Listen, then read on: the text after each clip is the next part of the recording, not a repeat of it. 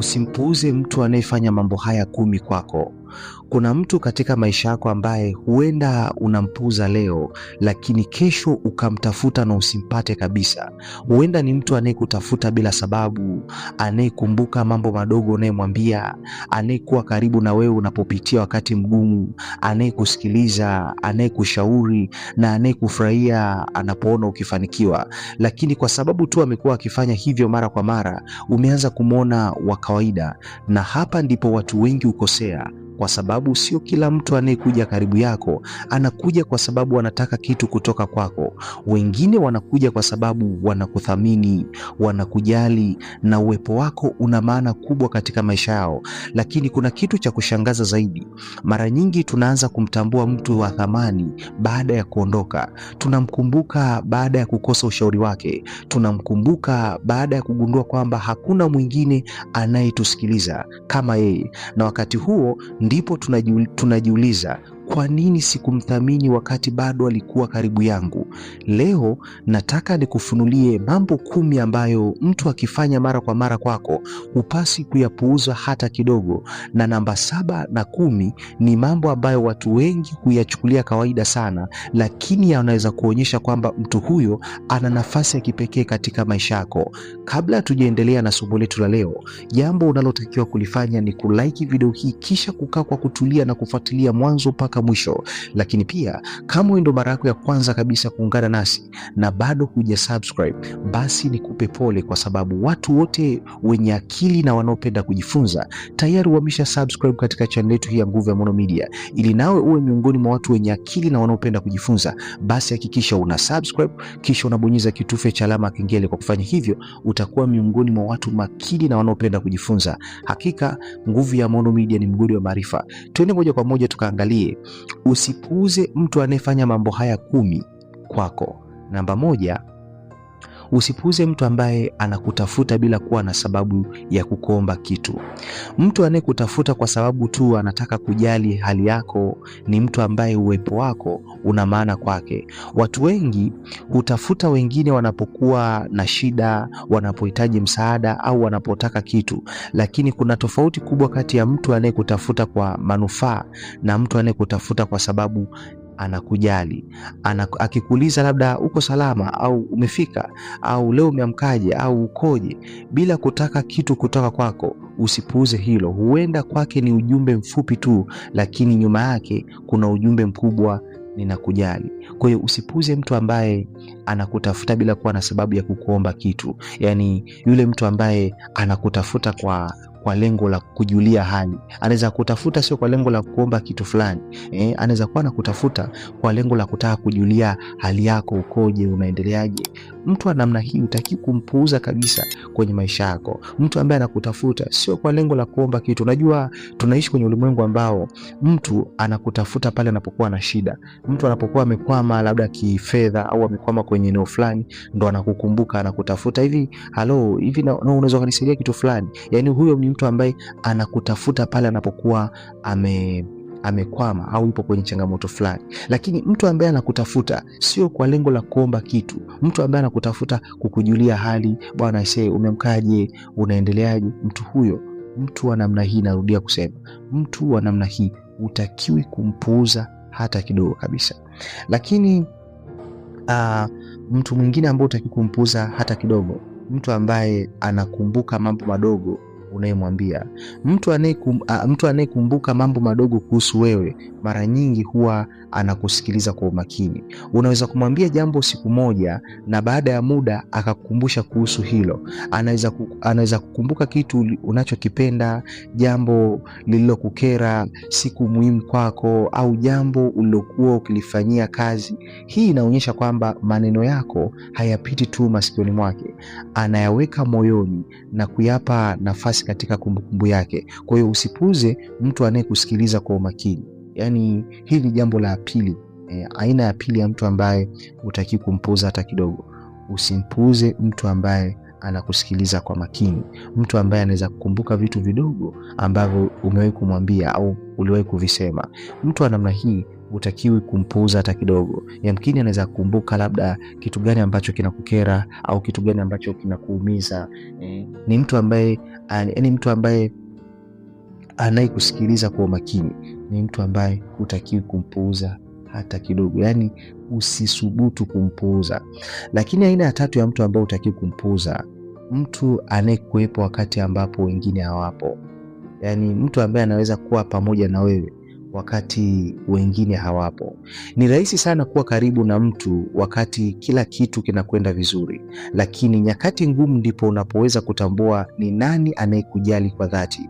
Mtu anayekaa karibu na wewe unapopitia changamoto, anayekutia moyo unapokatishwa tamaa, anayekusikiliza unapokuwa na huzuni na anayekusaidia kadri anavyoweza. Huyo sio mtu wa kumpuuza. Haimaanishi kwamba anatakiwa kutatua kila tatizo lako, lakini uwepo wake wakati wa changamoto ni jambo la kuthamini. Kwa hiyo usisubutu kumpuuza mtu ambaye anakuwepo na wewe wakati unapitia kwenye changamoto. Unajua, asilimia kubwa ya watu watakuwa karibu na wewe pale unapofanikiwa, pale unapokuwa katika mafanikio. Watu wengi wanaweza kuwa karibu na wewe, lakini wakati wa changamoto, wakati unapitia kipindi kigumu, sio wote wanaweza kuwa pamoja na wewe. Sasa usipuuze mtu yule, usimpuuze mtu yule ambaye anaweza kusimama na wewe wakati wa changamoto, mtu yule ambaye anaweza kutia moyo kwenye changamoto kali akasimama pamoja na wewe na asikuache. Mtu wa namna hiyo hutakiwi kabisa kumpuuza hata kidogo. Asilimia kubwa kwenye dunia ya leo, watu wanapokuwa wanapitia kwenye changamoto, watu wengine huwakimbia, watu wengine waacha watu hao, lakini yule mtu ambaye anakuwa pamoja na wewe wakati wa changamoto, anaendelea kusimama na wewe wakati wa kipindi kigumu, mtu huyo anaendelea kusimama na wewe, ni mtu ambaye hutakiwi kumpuuza hata kidogo. Mtu ambaye anaweza kusimama na kutia moyo wakati wa magumu, akasimama pamoja na wewe akakutia moyo, ni mtu ambaye hutakiwi kumpuuza hata kidogo kabisa. Lakini aina ya nne ya mtu ambaye hutakiwi kumpuuza hata kidogo, mtu anayeheshimu mipaka yako. Mtu anayekujali kweli hata kulazimisha kufanya mambo ambayo huyataki. Atasikiliza unaposema hapana, ataheshimu muda wako, maamuzi yako, nafasi yako binafsi na hisia zako. Hii ni moja ya ishara muhimu sana katika uhusiano wote wenye afya, kwa sababu kujali sio kumiliki mtu. Upendo wa kweli hauondoi uhuru wa mtu, unaheshimu utu wake. Kwa hiyo unapokutana na mtu anayekuheshimu hata pale ambapo hamkubaliani, usichukulie jambo hilo kirahisi. Kwa hiyo usimchukulie mtu huyo, usimpuuze mtu ambaye anaheshimu mipaka yako. Ni mtu ambaye unatakiwa kumthamini kwa gharama yote, yani mthamini na umpende sana. Lakini aina ya tano ya mtu ambaye hutakiwi kumpuuza hata kidogo, usimpuuze mtu anayekwambia ukweli hata wakati sio rahisi. Yani anakwambia ukweli. Usipuuze mtu ambaye anakuambia ukweli. Kuna watu watakwambia kila kitu unachotaka kusikia ili tu usiwakasirikie, lakini kuna mtu ambaye atakupenda kiasi cha kukwambia ukweli kwa heshima. Atakwambia unapokosea, atakuonya pale anapoona unaelekea kwenye uamuzi usio mzuri, atakushauri bila kukudhalilisha. Huyo ni mtu wa thamani sana. Yani usimpuuze mtu ambaye anakuambia ukweli. Yani mtu ambaye anaweza kuambia ukweli, mtu ambaye haogopi kuambia ukweli, anakuambia ukweli kwa lengo la wewe usipotee. Unajua tunaishi kwenye dunia ambayo imezungukwa na machawa wengi. Yani mtu hata kama unafanya kitu ambacho sio sahihi, yeye ataendelea kupamba, ataendelea kuambia unaopiga mwingi, atakuwa anakuambia asiye tajiri huna baya. Tunaishi na ulimwengu ambao una watu wa namna hiyo. Lakini unapokutana na mtu ambaye anaweza kuambia ukweli, yani anaangalia bisa, anaweza kuambia ukweli hata kuna muda labda unafanya kitu ambacho sio sahihi, lakini anaweza kuambia unachokifanya hapa sio sahihi. Mtu wa namna hiyo hutaki kumpuuza kwenye maisha yako hata kidogo. Mtu ambaye anakuambia ukweli pasipo kuogopa, mtu ambaye anaweza kuambia ukweli. Kuna watu wanakuambia tu kitu, yani kuna watu watakwambia kila kitu unachotaka kusikia ili tu usiwakasirikie. Kuna watu watakupamba tu ili usiwakasirikie, lakini mtu ambaye anaweza kuambia ukweli ni mtu ambaye hutakiwi kumpuuza kwenye maisha yako hata kidogo. Lakini aina ya sita ya mtu ambaye hutakiwi kumpuuza hata kidogo, usimpuuze mtu ambaye anasherekea mafanikio yako bila wivu. Yaani usije ukampuuza mtu ambaye anasherekea mafanikio yako bila wivu. Mtu anayekuthamini hataki kuona ukishindwa ili yeye ajisikie bora. Unapofanikiwa atafurahi pamoja na wewe, unapopiga hatua atakutia moyo, unapofikiria jambo ulilokuwa ukiliota anakupongeza badala ya kujaribu kulipunguza. Hii ni tabia ambayo watu wengi huipuuza kwa sababu wakati mwingine tunadhani ni kawaida mtu kufurahia mafanikio yetu, lakini katika dunia ambayo ushindani na wivu vinaweza kuharibu mahusiano, mtu anayekufurahia kuona ukifanikiwa ni mtu wa kumthamini sana. Mtu ambaye anafurahia mafanikio yako ni mtu wa kumthamini sana. Lakini ishara au aina ya 7 ya mtu ambaye hutaki kumpuuza hata kidogo, usimpuuze mtu anayekusaidia bila kukudhalilisha. Kuna tofauti kati ya mtu anayekusaidia na mtu anayekusaidia ili baadaye akukumbushe kila siku kwamba alikusaidia.